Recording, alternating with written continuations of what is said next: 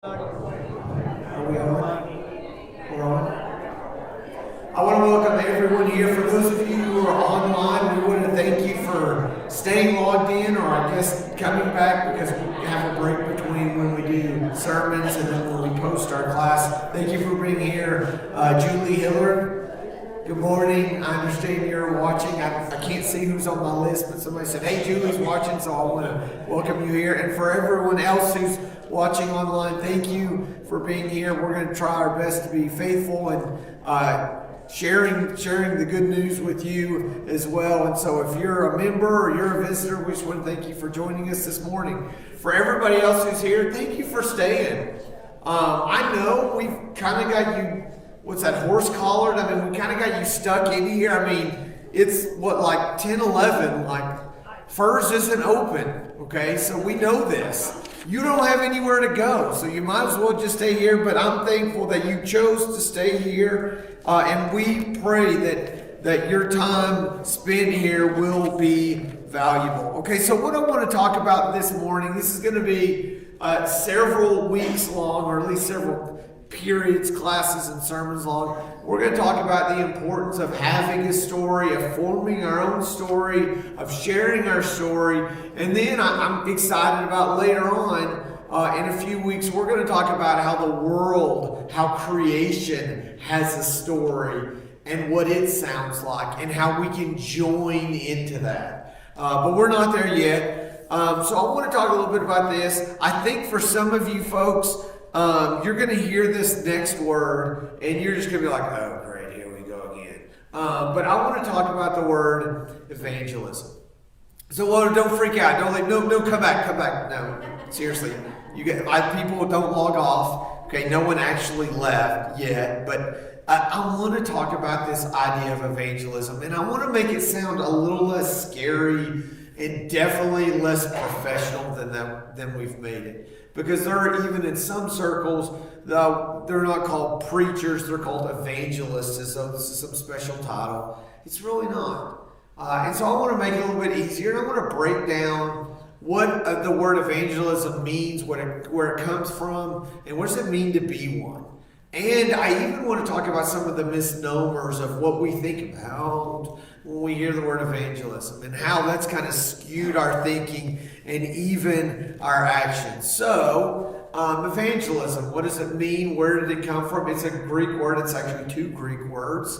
Does anybody know what eulogy means? Does anybody know what eulogy means? At a funeral, you go to a funeral, and a lot of times someone will give a eulogy. Does anybody know what that means? That's usually sometimes towards the end of the funeral where someone has been chosen to give a certain to do with the person that passed on. Okay. Yeah, it's where a lot of times at a funeral, someone will stand up and they'll talk. They'll give a eulogy, right? And so it's very simple. That word is two different words, EU, epsilon. No, I can't remember. Oops, I can't remember what it is. It's and it means good, right? Raul, save me here on this one, buddy. I need your help here. I'm drowning here. And logi, which comes from the word logos, or logos, depending on how you want to pronounce it, which means word. And so just for fun, the next time somebody says, what's a eulogy, or somebody's going to give a eulogy, it absolutely just basically means a good word. Now, we usually make it more than one, but there's a lot of good words that we say about people. So that's a eulogy. Actually, evangelism comes from at least a very similar, that same root, which means good. It comes from evangelion, okay? And angelion is where we get the word angel, but really it just means messenger, okay? And so when you say evangelism, it is the sharing of a good message. It is the sharing of a good message, a good story. Notice, like, there's no titles that have anything to do with that. It doesn't say you have to, be employed at a certain place, or, you have to have this eloquent, 24 to 36 minute sermon prepared, these different steps. It is someone who is sharing a good message. And so I want to talk about evangelism for a minute. But in order to do that, I think what we have to do is I want to talk about, oddly enough, what evangelism isn't. Okay? Because I think sometimes we get caught up in what we think evangelism is. And for some reason, because we don't know how to quantify what successful evangelism is, because we don't necessarily have a metric, we think we need to come up with one. And we do this all the time. I have a lot of people I talk to a lot of people who get really upset with, the state testing that goes on. The state testing in our schools, it's crazy. But at one point, some really good-hearted person who loved kids and wanted them to be fairly and properly educated said, let's make sure that, one, our teachers are teaching what we want them to teach, and two, that what they're teaching is being taught by the kids who are learning. So how do we do that? Well, let's kind of give them an assessment. Let's test them and find out, okay, where are our kids strong and where are they weak, right? And so that's how they said, okay, that's how we can be successful in determining. And then it turned into this somewhat of a monster. And we did that the same way with churches, because we have this command to go out into all the world and preach the good news, right? And baptize people. But we don't exactly know how to quantify that. And so in some ways, we have turned evangelism into like this type of game, because we like to have numbers, okay? And so let me tell you first off, evangelism is not about keeping score. But again, it's confusing, because how do we do this? Like I spoke earlier that we went off to camp, okay? If I'm going to stand up here and give you a report about camp last week, I'm going to say this. We left Taylor Street with 24 people, okay? And you're like, okay, that's good. That's helpful. That gives us an idea. We went down to camp. We were there for 6 days.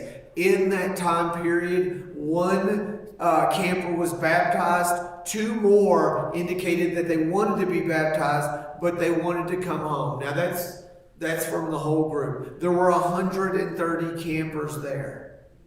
Okay? So we're talking about, I'm giving you numbers that indicate that maybe there was some kind of success.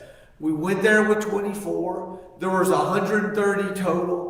1 was baptized. 2 more said they wanted to go home, continue that talk, and they wanted to be baptized with their family around in their home congregation. And then we came back with 24. Okay, now that's a big number, because that's the number we started with. Okay, we don't want to come back with less. Okay, and we definitely don't want to come back with more. Right? And so we say that's successful camping. And then we kind of do that with evangelism. Years ago, I grew up, like some of you did, in a church where we weren't sure how to figure out exactly what evangelism looked like, but we thought maybe the best way to figure it out is if we can just get some good, solid data, if we could get some numbers. And so we'd go door knocking.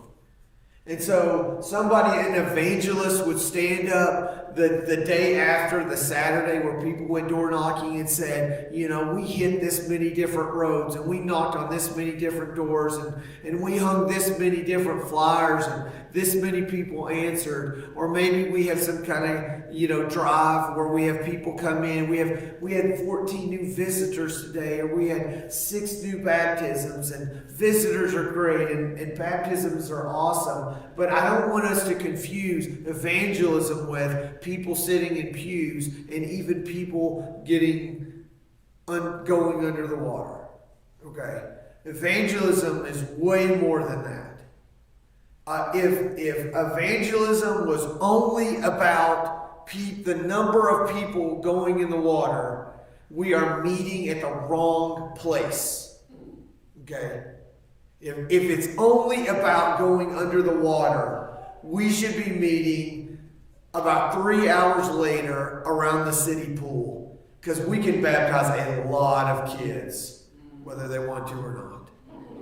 And so we had this struggle, this tension early on where, whether it was a missionary or we'd have some kind of drive, and we'd say we have 14 people who were baptized, and then it's like, okay, get ready, we're going to have our next door knocking in 3 months, and we're going to go knock again, and maybe we can baptize more people.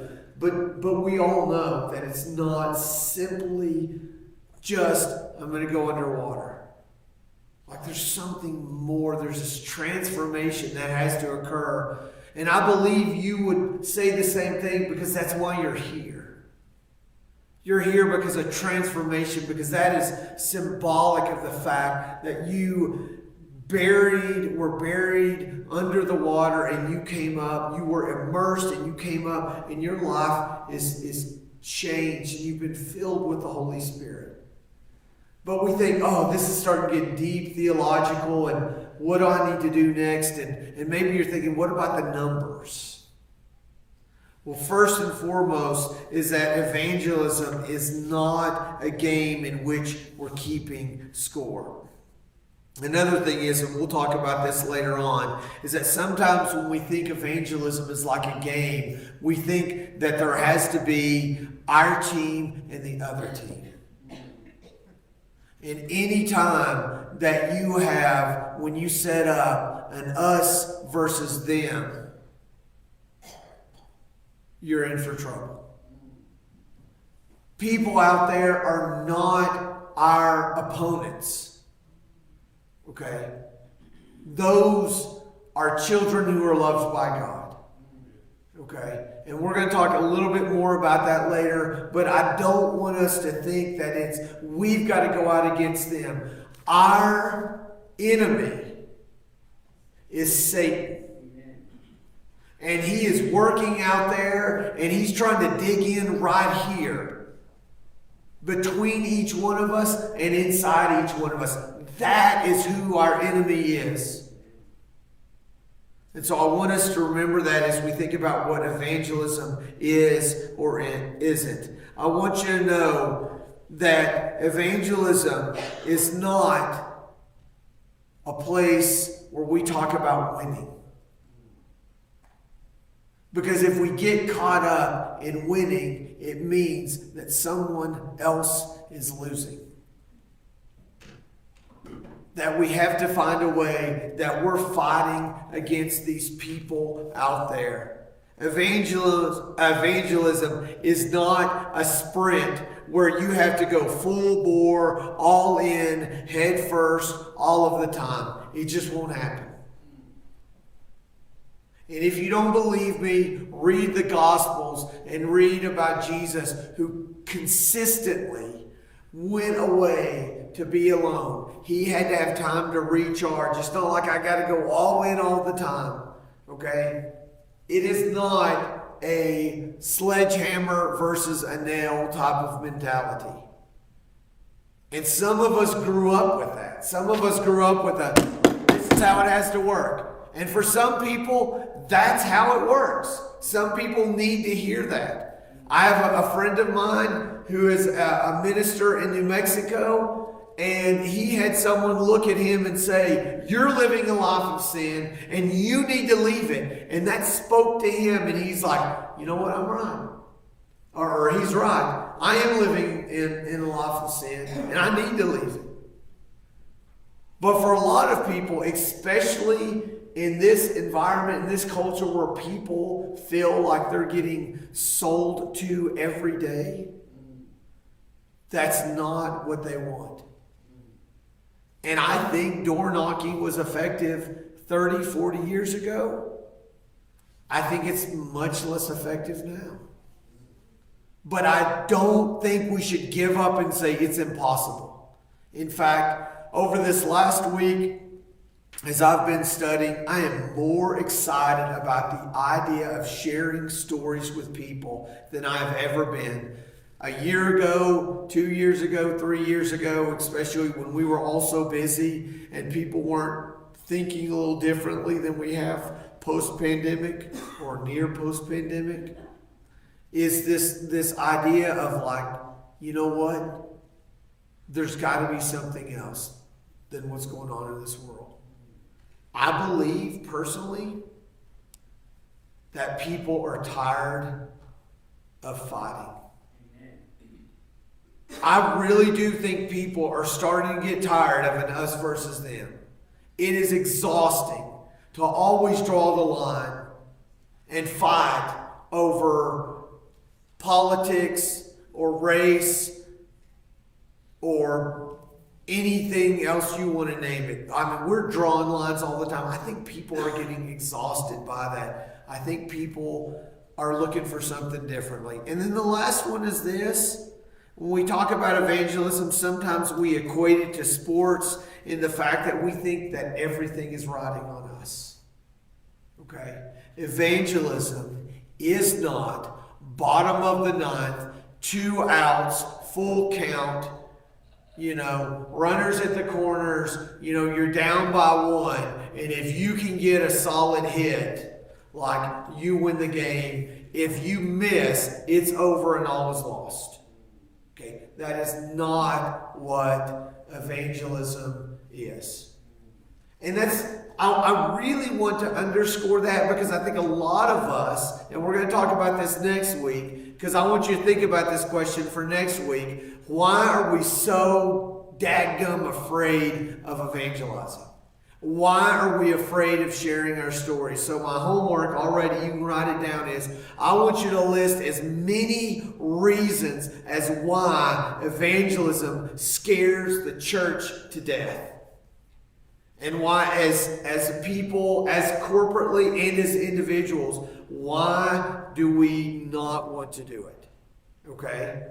And I'm not trying to step on toes. I'm here too. If you say how many people wish they would share their story more, if they would talk more about Jesus, my hand is up. Okay? So if there's anybody here who says, oh, it's easy, I got it made, that's awesome. We want you to share that with us because I want it and I think everybody else in here wants it too. Okay? What I want us to see is that evangelism is really sharing our story. Now, this is really important, and we're going to spend the rest of our time this morning really talking about what is our story. Okay? Sometimes we think our story means that we have to be really bad in order for it to be really good. Okay? For a lot of us, and I talked about this a couple Wednesday nights ago when some of you weren't here, so if you were here, you get 5 minutes of just close eyes. You can call it meditation, whatever, but maybe you forgot, you can listen anyway. Okay, so why do we love the story of the prodigal son? Like, what's one of the big hooks for us? Why do we like that story so much? It's a story of redemption. Okay, so we have the young bratty son who says, Dad, it's like you're dead. I want my money. And he takes the money and he squanders it in wild living and prostitutes. Okay? So, he becomes a disgrace to his family because word gets back to the family, the life that he's living. But as we know, he runs out of money, he runs out of friends, he runs out of food. And we have this really poignant story of this guy who's like everything, he's lost everything. And he says, if I could just go back. And I love to imagine that story in the sandals of that dirty, smelly, broken son who's walking home. Because as he's walking home, he's rehearsing his story. What is that story? I messed up. I blew it. I'm no longer worthy to be called your son. Please let me be a servant. That was his story. And I love to imagine it from his eyes as he is walking up that driveway and he sees his father and his father sees him. And he has that moment of, what have I done? And that feeling is compounded when he sees his dad get up and run towards him. And he's like, I just ruined it. I never should have come. I wonder if he froze. I wonder if he started to turn to go back. Because here's Dad coming. He's been a shame. He's wasted his money. He's brought dishonor to his whole family. And then he gets to see Father run. And as he gets closer, the Father does this. I can't tell that story without getting goosebumps. And so we love that story. And can you imagine that son as his father just wrestles him to the ground and kisses him? And he starts to tell the story that he's been rehearsing, but his dad cuts him off. And he says, you were lost, but now you're found. Get the sandals and the robe and the ring and kill the fattened calf because we're going to celebrate. Like, can you imagine the son showing up to church, and for the rest of his life, he tells his friends and he tells his children and he tells strangers. He says, let me tell you about the time that I was out in the far country and everything was terrible, but my father took me back. And that's a really powerful story. But there were two sons.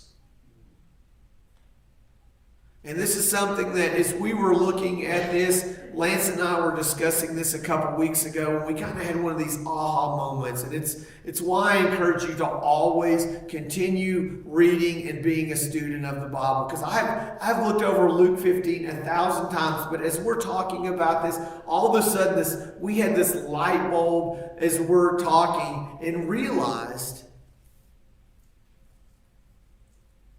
that there were two really, really good stories that can be told from the prodigal son.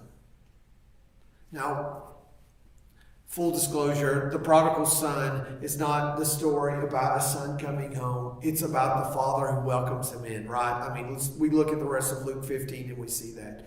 But I just want you to think about it. We get so caught up in the story of the young son and his story that he can tell that we forget that if the older brother accepts the invitation from his father, if he walks into the house, I bet his story is better than his little brother's. So, I want us to imagine for just a minute. I want you to sit in the place of the older brother. And I want you to imagine that you walked back into the house. And that you accepted in your brother. What story can you tell? What does it sound like?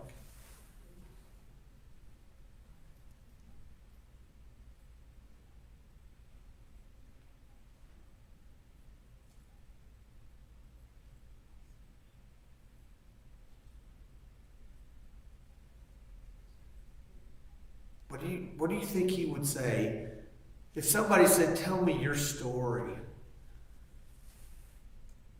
I saw my father accept my brother that had been gone and squandered his money. But I have been here all this time helping my father, and he's treating my brother better than me. Okay, so, but I want to talk about how could this be his redemptive story? I want to argue. I just stopped there. I like to argue. I want to argue that the older brother's his sin was at least as bad as his brothers. That's what I want to argue. And here's why. I think sometimes we think that our story has to be really bad in order for it to be really good. For some reason, we think the really good stories involves phrases like, well, I used to be a drug dealer. Or maybe we think a real good conversion story includes the phrase, well, I burned an orphanage down. Or maybe we think that some of the best conversion stories have the phrase, I robbed a bank with my fourth wife while shooting shots of tequila. Like, that must be a really awesome story. And we think the worse that they were, the better that story is. But I believe, and I think what Jesus would say as he's telling this story is, you want to talk about people living in sin, it's not just people in the far country. It's people living in the Father's house, but never going to the table. The people who are that close. And so, here's what I want to do for a minute, okay? So, and we're going to go back to the older brother, because I really want us to form his story. I want us to, because I really think it's a super powerful story. And I think for some of us, if the big brother and the little brother both gave their testimonies, their stories, I think some of us could really resonate with the story of the older brother. Because if all we have is the story of, I was out, I used to do this, and I used to drink, and I used to party, and then I met Jesus, and now I don't do those fun things anymore. He saved me from having fun. You're like, I don't know. I mean, that's not really my story. And that's absolutely not the story I want to tell our kids. I don't want our kids leaving Bible class or leaving church or leaving camp thinking, well, I can't have a good story until I go and just tear apart my life. I think we're all broken. And we all have a sin nature. And we all need Jesus. But when we tell our stories, sometimes we get caught up in the specifics, because that's what seems really exciting. I did this. Okay? But I want you to think about what motivated you inwardly. What sin, what struggle inside led you to do this. Okay? And so you could say, my story was, I robbed a bank.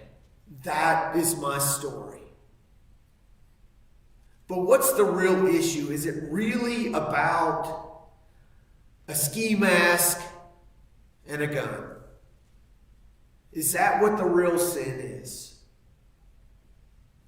Or was there some part of you inside that before you bought the mask, before you loaded the gun, inside you was this sin of, my life is incomplete and I need something more. And I value money so much that I'm willing to risk the lives of other people to take it from them. That is not about robbing a bank. That is a story of someone who is gripped with greed.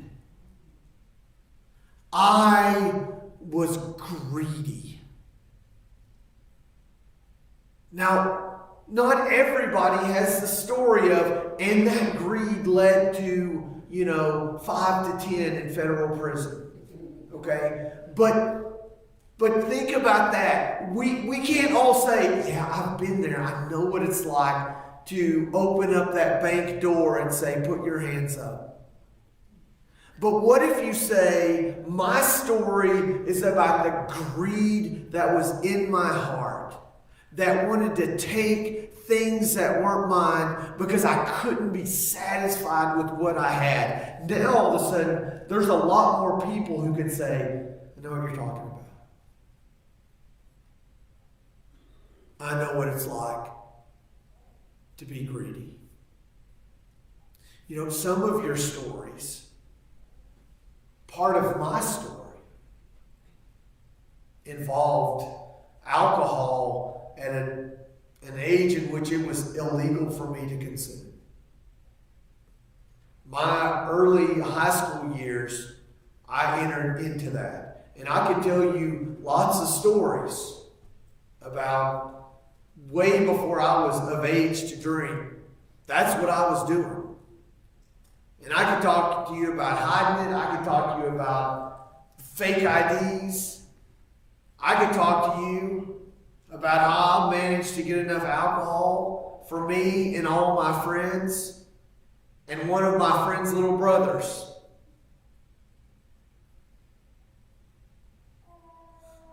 He was 13 when I introduced him to alcohol. Because I wanted to have the party life. And before I got to 21, I won't go into it, but part of my story includes too much alcohol and a night in which I would not have made it home. And a police officer. And so before I got to 21, I was done with alcohol. I knew that that's not where I needed to live the rest of my life. I was 5 years older than my best friend's, one of my best friend's little brother. And he still struggles with alcohol today. And I'm the one who introduced that to him. That's part of my grief. That's part of my story. But the alcohol isn't the real story. That's not the real story. And I can tell the story about alcohol, and some of you, maybe a lot of you, can say, yeah, I know what that's like. I know what it's like. And I can tell that story to kids. But I don't want the story to be about alcohol and about how much fun they think it is or how much they think they have to have it in order to have this story.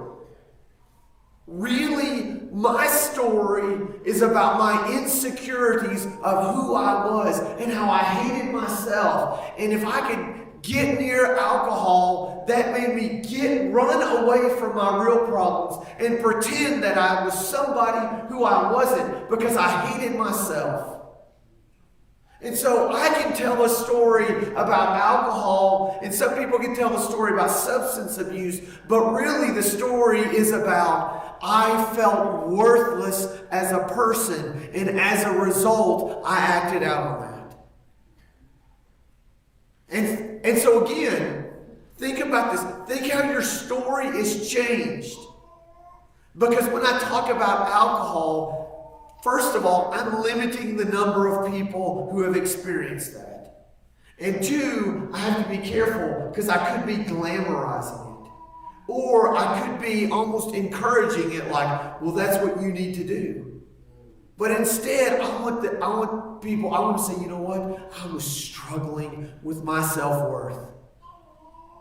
And maybe 30% of people struggle with alcohol. But probably 95% of people struggle with self-worth.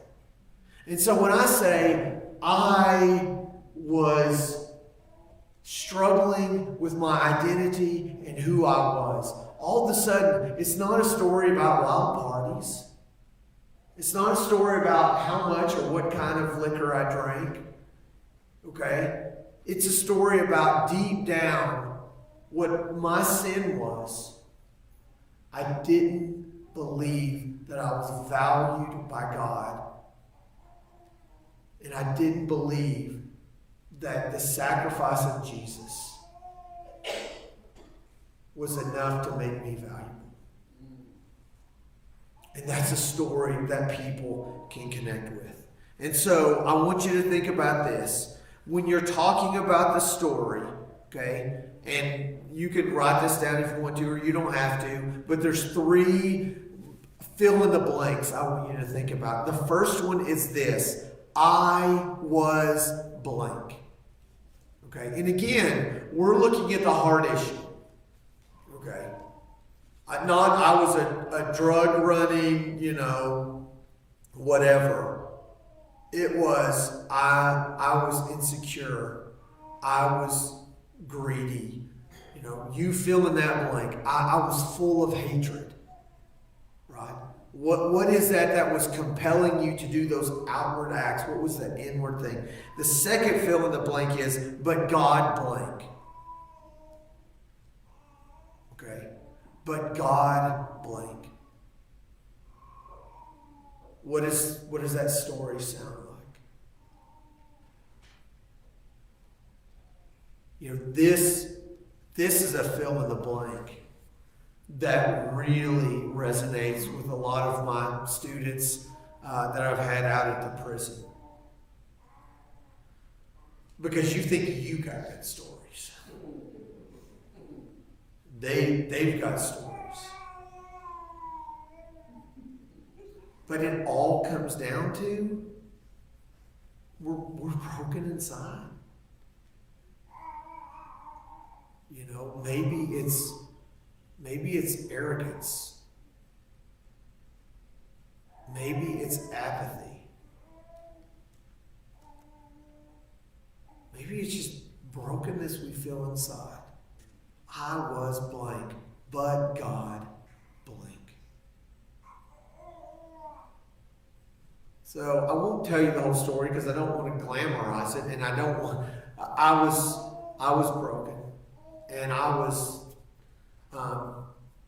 in too deep, and drinking did not help, but at least it numbed it for a while. So I thought, and in doing so, it made things worse and worse and worse until I got to one point in my life where literally, I still believe this. I believe it was a messenger of God who showed up when they did, because I was not going to make it the 30 minutes home while I was driving behind the wheel. And I thought I'd gotten really good at driving while intoxicated. I couldn't even stand up or stay awake. And I still thought that I was going to do that. And by the way, I had passengers. And I'm 19, 20 years old. And I am so broken, and God didn't give up on me. But God didn't give up on me. I had no future at that point.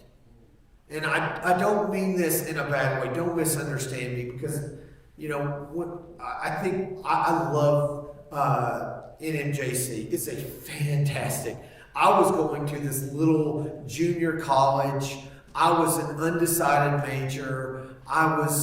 Every part of my life I had nothing planned beyond stopping by the liquor store and hoping my fake ID worked. That was like the extent of what's next after this, right?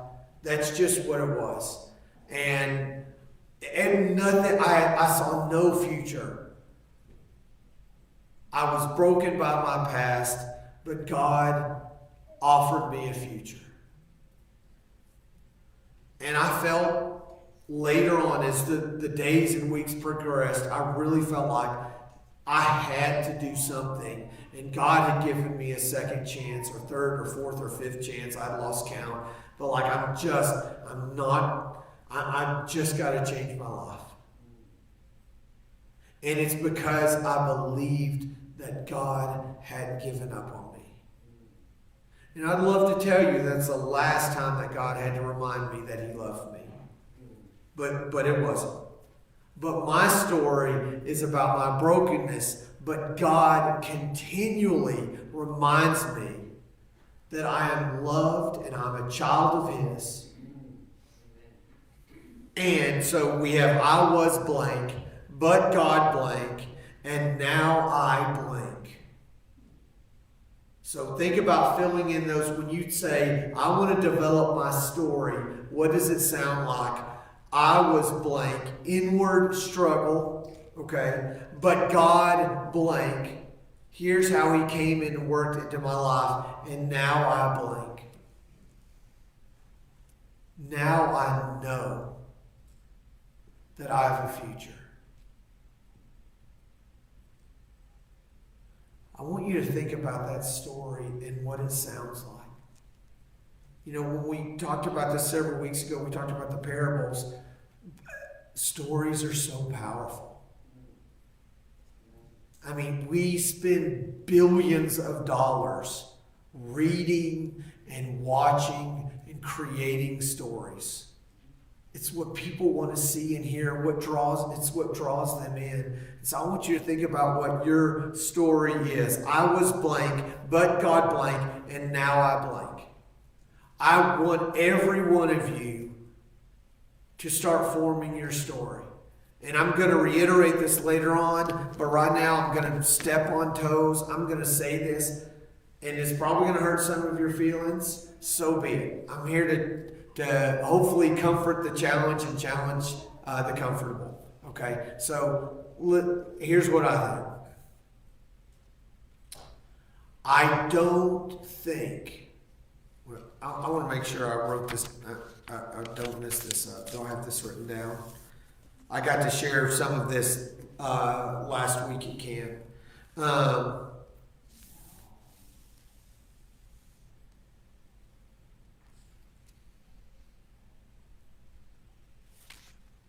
Oh, it's on the next page. That's why I couldn't find it. Okay, here we go. You can't be a good Christian if you aren't willing to share Jesus with others.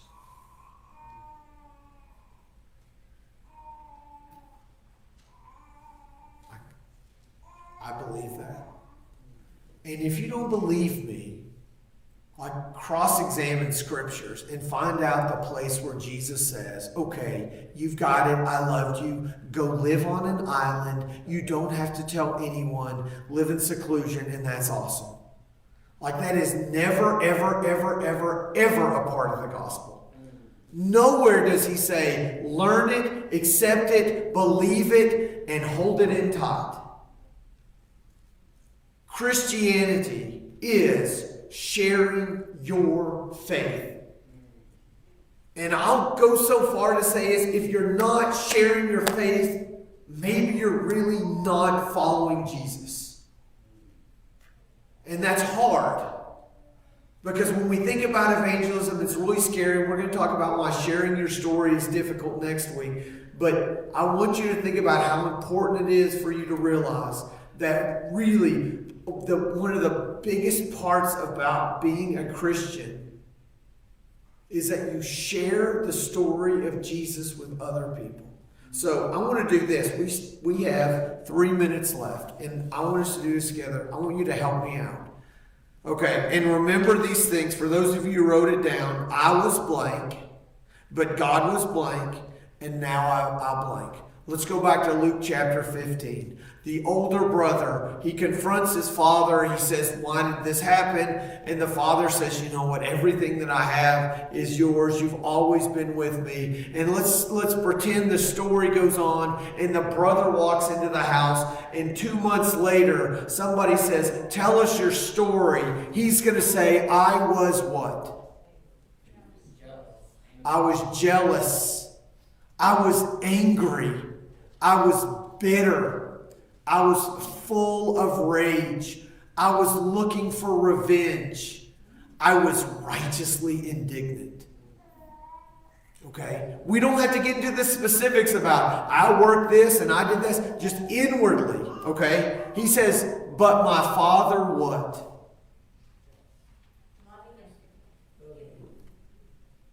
Was forgiving.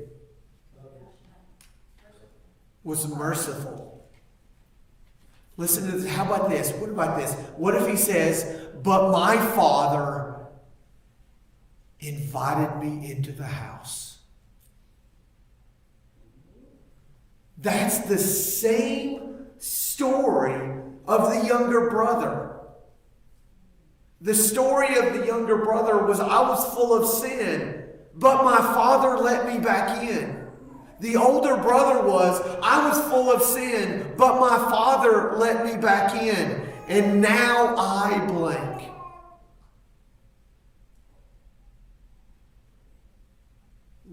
What do you think he might say? What do you think the older brother might say now? I was angry and bitter, but my Father forgave and let us both back in. And now I love. Now I understand. Now I show compassion.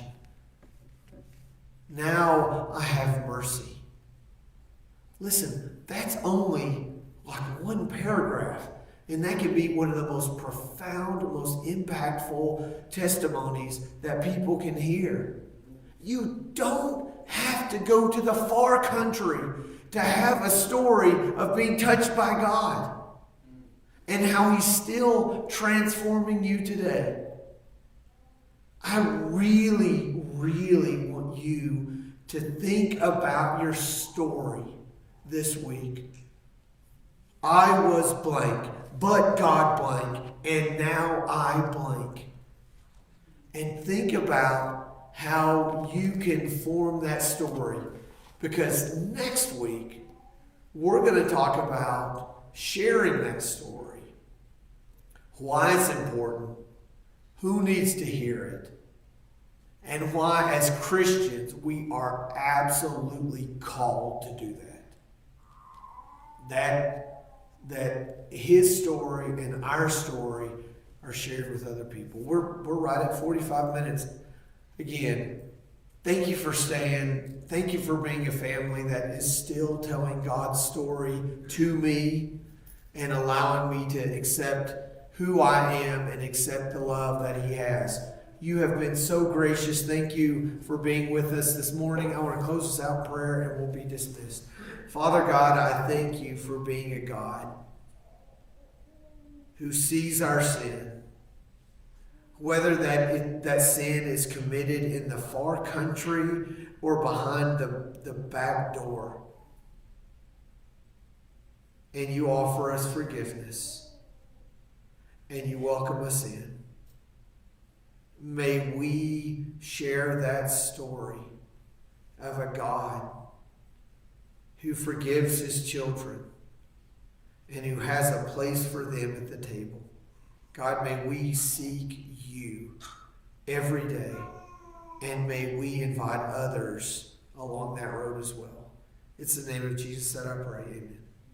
Thank you again for being here. We're going to continue our parables on Wednesday at 6 o'clock. We look forward to seeing you then. You're dismissed.